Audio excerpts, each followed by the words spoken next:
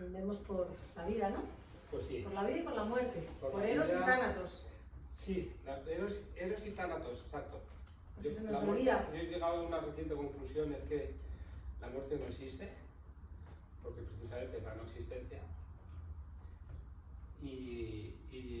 Pero sí que, digamos, Tánatos como una fuerza, como la sombra de la fuerza erótica, sí, claro. Y luego queda, que es muy bonito para la literatura, Baruch, queda todo ese espacio en el que podemos, en vida, en la vida que conocemos, podemos recrear esa no vida y traer a nosotros aquellos a los que queremos, ¿no? Bonito, ¿no? Sí. Porque tú, cuando terminamos de editar este libro, cuando estaba en Máquinas, el día que salía de Máquinas me dijiste dámelo porque quiero que corriendo que vea uno mi padre, y dijiste, bueno, pues ya está, mi padre está ahí, este libro estaba escrito para él, ¿no? Sí. Y a partir de ahora hay una manera seguramente de leer este libro para ti y para mí, que hemos trabajado mucho en ello, ¿no? Sí. De pensar de qué manera está escrito por ti, pero también de alguna manera para aquellos que ya no están, para los que están y para los que no están. Claro. ¿No? Mi padre, Pope del diseño, pues su cuerpo dejó de tener vida hace muy recientemente. Y claro, todo esto. Y es cierto que este libro, que se llama No Diseño, y algunas personas me han dicho, claro, para llevarle la contraria a tu padre. Y digo, pues bueno, realmente el nombre fue una sugerencia de él. Nunca hemos tenido una relación padre-hijo en el sentido de que hay un antecesor y un sucesor, ¿no? Sino que hemos compartido mucho, además, casi diría, y es un término que a algunas personas les asusta, pero para entendernos, del alma, ¿no? Del alma entendida como aquello que nos anima, ¿no? Que anima nuestro anhelo, ¿no? Nuestro espíritu, porque en realidad nuestro lenguaje es el de la creatividad. Y cuando hablamos de creatividad estamos hablando de una fuerza que nos conecta con algo, pues, que se puede definir como inconsciente, ¿no? Ya sea lo inconsciente colectivo que mencionaba, bueno, que estudiaba y donde profundizaba Jung, o bueno, ahí ya está abierto a muchas interpretaciones, pero bueno, estoy filosofando demasiado, pero lo que quiero decir es que a través de la creatividad establecemos una conexión que va más allá del lenguaje. Del lenguaje con el que nosotros expresamos las cosas, que podemos llegar a expresar con el lenguaje, ¿no? Porque no todo se puede llegar a expresar, a lo mejor. Sí, claro. Pero luego hay una cosa muy bonita, que es que yo creo que es el anhelo también de todo el que escribe, de todo aquel que escribe, es que su lenguaje o sus palabras permanezcan, ¿no? Cuando ese cuerpo presente ya no esté presente. El anhelo ahora es que eso, en la medida en que la obra de tu padre también permanece ya entre nosotros, que eso algún día también pueda permanecer entre nosotros. Pues esa hermandad de alma esta hermandad de alma, por ahí. Sí. Por nuestra parte creativa. Sí, o sea, en primer lugar... esa paternidad, pero de alma. Sí. Pues sí, la verdad es que es importantísimo el poder comunicar, ¿no? Yo considero que si algo podemos hacer en esta vida es comunicar lo que vemos, lo que observamos y transmitirlo, porque es que para mí es la función que tenemos. Una de las primeras obras, y voy a hilarlo con lo que hablabas, ¿no? de mi padre y de este libro. Una de las primeras obras de mi padre, que comenzó como artista conceptual en los años 70, como era una pura necesidad precisamente de comunicar, y de comunicar a través de imágenes. Y entonces pues era artista conceptual porque lo que hacía era denunciar la realidad en la que estaba en ese momento, la realidad que estaba viviendo, y era la realidad de una cultura sometida a una dictadura. Entonces, uno de sus primeros trabajos se llamaba Leer la imagen, y era simplemente una sucesión de imágenes que no hacía falta más, imágenes que aparecían en prensa, y es que no hacía falta texto, no hacía falta nada más porque la imagen hablaba por sí sola. Mi padre participó en la Bienal de Venecia del año 76. Fue una bienal que castigó a España porque el año anterior Franco había fusilado, fueron los fusilamientos de Burgos, que fueron las últimas penas de muerte, me parece, del franquismo, y entonces en la Bienal de Venecia penalizó a España y clausuró el pabellón español ese año, y sin embargo dio la oportunidad para que en el pabellón central se expusiera la obra de artistas españoles, digamos, no oficiales. Y estos artistas pues eran Antoni Tàpies, Pico Crónica, Antoni Saura y Alberto Corazón, y Agustín Ibarrola y Semper, creo. Bueno, la obra que expuso mi padre pues eran distintas instalaciones. Una de ellas se llamaba Iconografía de un dictador, y eran simplemente portadas del diario ABC con las fotografías de Francisco Franco. No había nada más que decir. Me interesa mucho saber cómo se lee este libro. Si se lee como la sentencia que está emitiendo una persona entendida en unos temas, o se lee como una sugerencia para que tú luego puedas llegar a tus propias conclusiones, que es lo que estabas apuntando antes. Yo no sé cómo se lee, pero a mí me gusta muchísimo, y más aún en un mundo en el que nada se define y todo es la opinión, bueno, pero yo estoy de acuerdo, pero no estoy de acuerdo, las sensibilidades.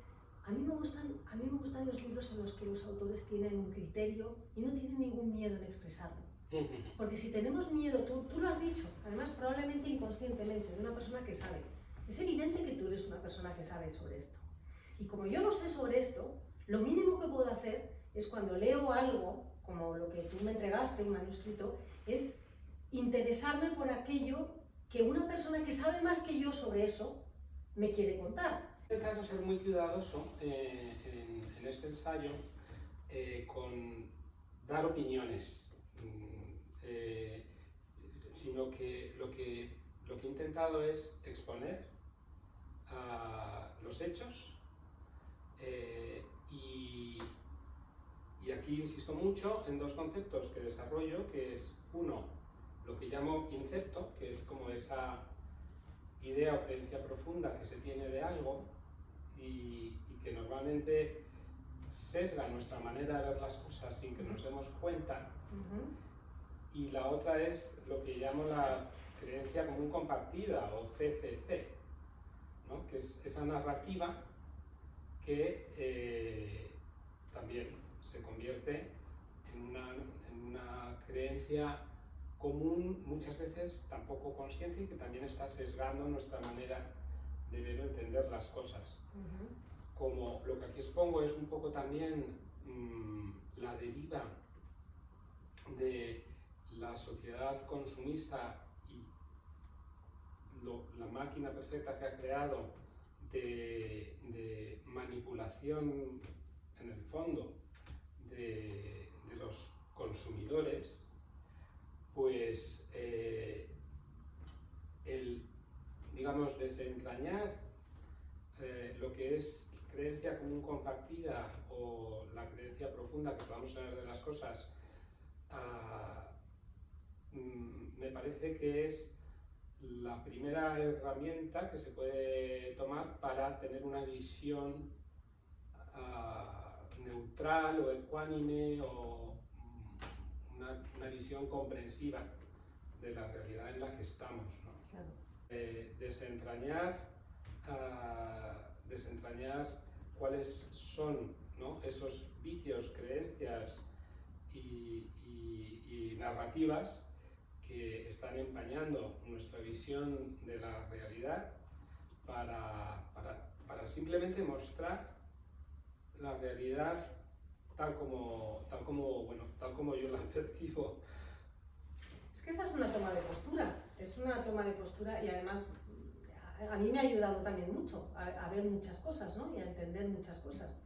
Y esas son, cuando hablábamos antes, ¿no?, de tener no un discurso para salir ahí con pancartas y decir yo soy Baruch Corazón y yo tengo que decir esto de una manera imperiosa, ¿no? No, yo he observado, como buen observador he visto esto y además he estado en ese mundo, conozco el mundo del diseño, conozco cómo son las cosas, tienes una experiencia larga en el mundo de la moda, en este caso, y has vivido muy de cerca por esa educación, ¿no?, por ese medio del que hablamos, y has sabido echar para atrás la vista, ¿no?, mirar hacia atrás y decir, bueno, bien, pero ¿y todo esto hacia dónde nos lleva? Claro. ¿O a dónde vamos? Claro. Y esa es otra de tus propuestas, que a mí me gusta mucho de este libro, ¿no?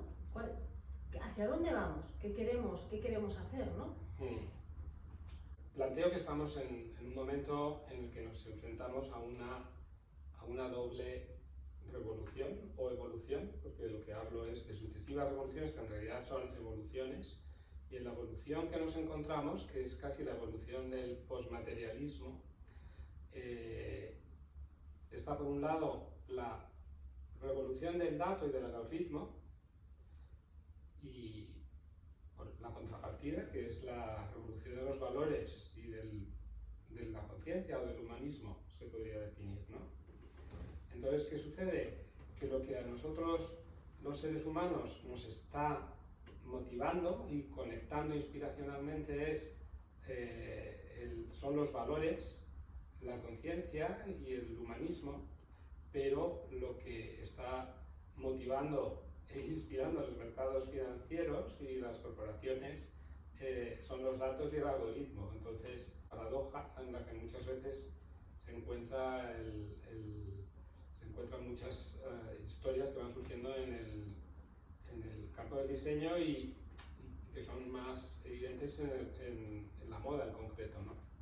Sí, pero tú fíjate, piensa en los Uffizi. Tú piensa en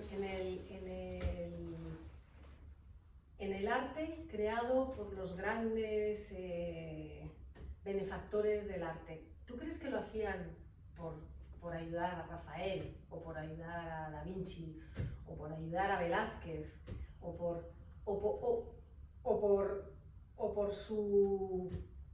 la gloria del emperador, la gloria de las batallas logradas? Yo creo que esto es parte de la historia, es decir, esta disyuntiva yo creo que ha existido siempre. Pero es que en el caso de los mecenas, sí, del Renacimiento,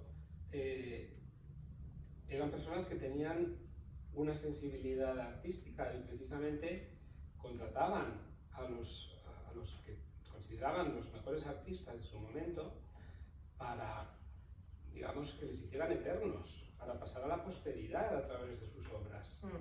Pero ahí hay una conexión humana, hay una conexión de lo creativo, de esa magia, de lo inconsciente que nos une a los humanos, y era genuino. Estamos hablando de que ya no son unos humanos que ayudan a otros o que benefician o perjudican, es que son unas entidades que son las corporaciones, sí, que no son humanas y no tienen alma y no tienen conciencia, y que están valiéndose de unos humanos para que sean sus consumidores, porque si no hay, ¿sabes? Si no tienen un consumidor no tiene sentido su existencia, y de otros humanos bueno, en la medida en la que les interesen por algo muy específico, ¿no? Pero en este caso, digamos que el dato y el algoritmo, precisamente lo que no sabe es valorar ese componente de la conciencia, de la belleza con mayúsculas, ¿no? de la creatividad, ¿no? Que entre los humanos es lo que nos mueve, es decir, y ahí es decir, el boom de la moda en el siglo XX fue un boom porque había algo genuino en la propuesta creativa que seducía a los clientes. Y era una propuesta de un creador, como un artista, a su cliente o su clienta. Y eso, cuando pasa ya por el filtro de las corporaciones encuentran ahí que eso es una bicoca, porque dicen, oye, aquí hay, digamos, una pulsión que seduce al consumidor y que le hace irresistible algo y le lleva a consumir este producto, pero la corporación no puede darle ese alma que es la que está seduciendo, ¿no? Y no se la da el diseñador que hace de puente entre la corporación, que evidentemente está ahí, porque está ahí, y sí, el consumidor final. La corporación no tiene alma, pero nosotros le podemos dotar de un alma. Eso es muy bonito. Y eso es claro, y nosotros, los seres humanos, que somos los consumidores, los usuarios, los que estamos alimentando toda esa maquinaria, tenemos una capacidad de acción y una capacidad de intervención en esa dinámica. Y claro, lo que planteo es que no es que las corporaciones sean malas per se, o sea, es que son malas porque en la medida en las que no están siendo, en las que no están educadas, ¿no?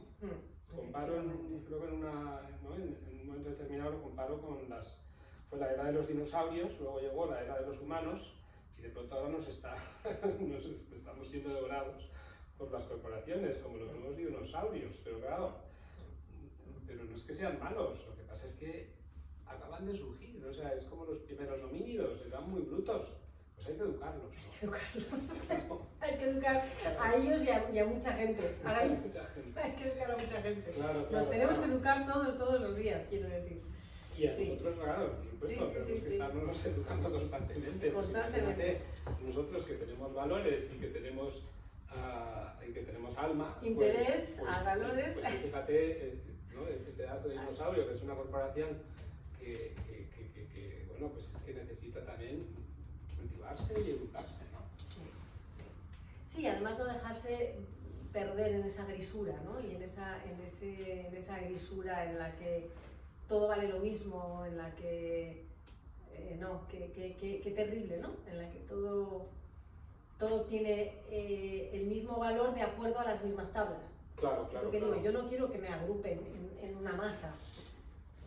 Por lo menos que tengan la deferencia de dentro de esa masa hacer un grupitos y meterme en algunos y en otros no, porque yo no encajo en muchos de ellos. Claro. Y lo mismo, ¿no? Es decir, sí, efectivamente, que salgamos de esa especie como de idea, de esa grisura, en la que todos somos tratados igual, como las granjas estas tremendas, ¿no? De pollos, Sí.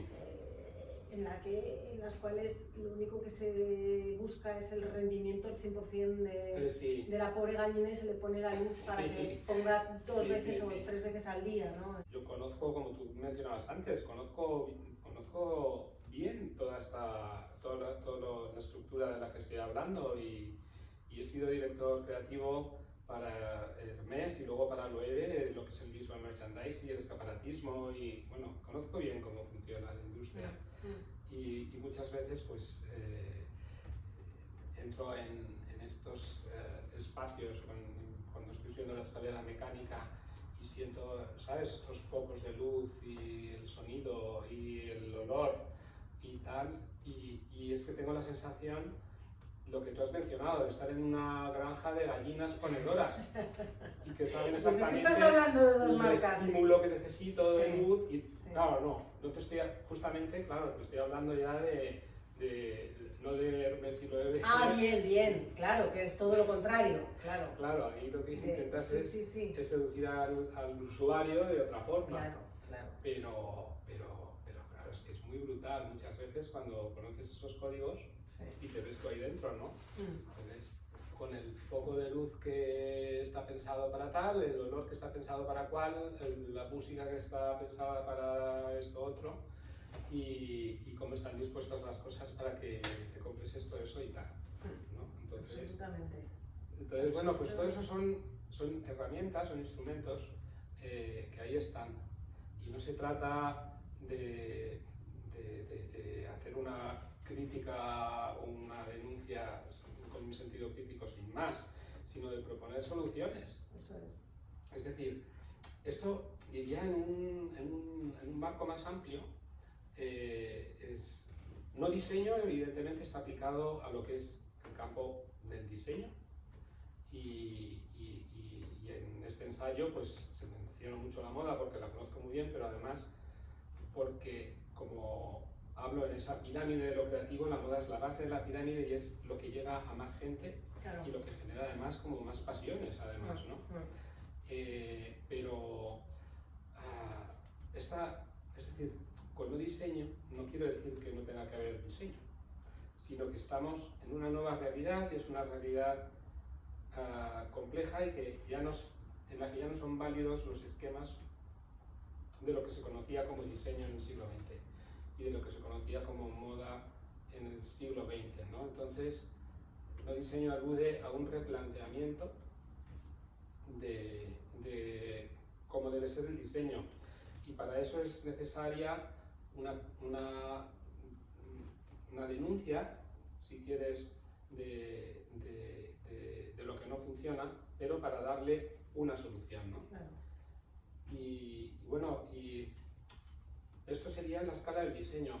Luego hay otro paso que todavía, bueno, espero que quizás sea un próximo ensayo, que sería, digamos, esta misma voluntad aplicada al mundo del arte. Entonces esto, el mundo del arte lo resumo con un término inglés porque ahí está mejor expresado, que es Social Healing Art, ¿no? Entonces es como utilizar este poder, esta varita mágica que tenemos los humanos, que es la creatividad, para transformar positivamente la realidad y en este caso la sociedad, ¿no? Pues es un poco el mismo principio, ¿no? Es decir, a través del diseño, a través del arte, poder generar acciones que generen cambios positivos, ¿no? ¿Cuándo se te ocurrió escribir sobre este tema? Pues hace unos 5 años, 4 o 5 años, ha sido como un proceso consecutivo. En primer lugar,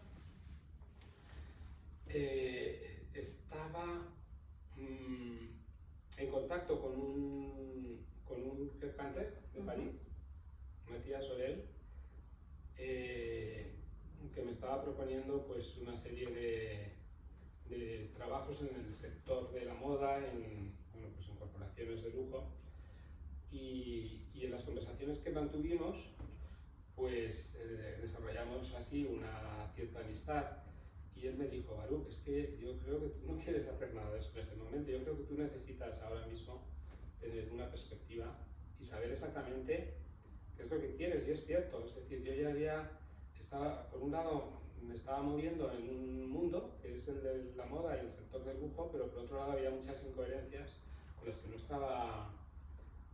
estaba satisfecho. Y todo esto pues inició un proceso precisamente eso de replanteamiento y de análisis de qué es lo que había conocido hasta ese momento y qué es lo que quería hacer y sobre todo qué es lo que más satisfacción me puede producir es que puedo aportar, que genere un cambio positivo a todo esto, ¿no? Curioso porque cuando yo leí el primer, muy anterior a este, el primer manuscrito que me diste, Sí. Enseguida me di cuenta, luego tuvimos una conversación los dos, pero enseguida me di cuenta de que ahí había dos cosas. Creo que te lo dije en su día, había dos cosas. Había Baruch Corazón buscando un momento, en ese momento de su vida, qué hacer conmigo, qué hacer con mi persona, ¿no? Y una reflexión que es yo creo que lo que está en este libro, sobre el Baruch Corazón que había experimentado y que había vivido en el mundo de la moda, ¿no? Y yo recuerdo que tuvimos esa conversación y dije, yo creo que debes centrar el tiro editorialmente para que sea un libro que tenga esa fuerza que yo creo que tiene para que lo lea mucha gente, porque al fin y al cabo, cuando editamos libros, querríamos que los lea mucha gente. Yo no me cuesta creer en el autor que dice, no, yo solo escribo para mí, entonces guárdalo en un cajón y ya está, y se lo enseñas a tu marido, a tu hija, o a tu hijo, o a tu lo que sea. Claro. Y yo creo que ese fue un poco y me dijiste, sí, creo que incluso antes, no, déjalo, que ya me parece que ya sé. Que ya sé por dónde quiero tirar. Claro, es que y luego ya nos llegó este manuscrito. Claro, es que y dije, ya está. Está centrado el tiro perfectamente. Es que efectivamente, digamos, en el gen del diseñador está el que tienes el utilizar la creatividad para llegar a un buen fin y llegar de la mejor manera posible. Entonces, lo que has mencionado es muy acertado. Es decir, aquí no hay un intento de ser de publicar un libro por ser un autor y por vanagloriarme de haber escrito un libro, que va. Lo que hay es un intento por transmitir algo y poder generar algo positivo, ¿no? Entonces, para eso, como diseñador, soy muy consciente de que hay que entender bien el producto en el que estás trabajando y el público al que va destinado. Y que lo importante de una creación es que sea transmitida. Entonces, es que si no hay público, pues nada vale, por muy maravillosa, genial que sea la creación, ¿no? Porque no le llega a nadie. Toda creación tiene que mover la conciencia o mover el alma o mover algo de dentro de las personas, ¿no? Sí, pero fíjate qué bonito, que eso que dices es así, y sin embargo, en tu libro, siendo un ensayo, y es un poco además lo que perseguimos y buscamos, ¿no?, con los autores de ensayo de esta colección, hay un discurso y hay creación. Y hay creación desde el punto de vista literario.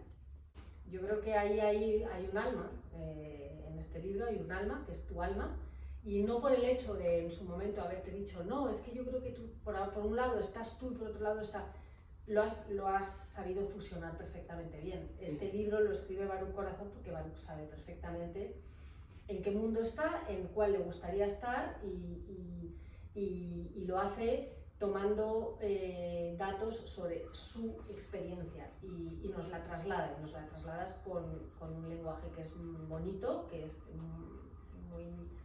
muy literario y por eso yo te digo, pues, chapeau, porque creo que realmente tiene que tener muchos lectores.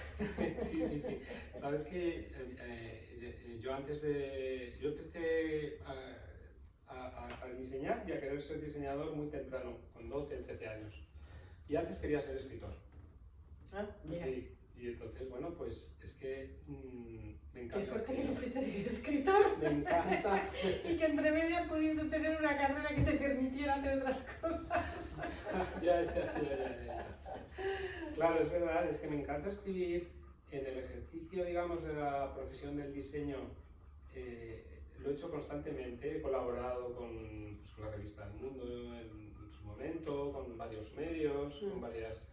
Pero verdaderamente el afrontar así lo que es un texto es un trabajo que me ha encantado, me ha fascinado. Y además tengo que decir que una de las cosas que son más duras y al tiempo más me ha gustado ha sido la corrección. perfección. Y ahí te atribuyo todo el mérito, Filipín, porque de pronto, al leer los comentarios que ibas haciendo a los sucesivos borradores, es que era como estar en el psicoanalista, es decir, verme desde fuera y decir, pero bueno, ¿qué vicios tengo? ¿Qué manías? ¿Cómo caigo en esto? ¿Sabes? O sea, nos pasa todo el tiempo. Por eso hace falta editores. La gente dice, no, la publicación, yo publico, bueno, sí, pero es que los editores tienen un valor. es importantísimo. Conviene que haya alguien que repase, Además, claro, que revise. además, hablábamos de lo importante que es educar y cultivar a las corporaciones, en este caso, educarse y cultivarse a uno mismo, y en todo nuestro trabajo y en toda obra es importantísimo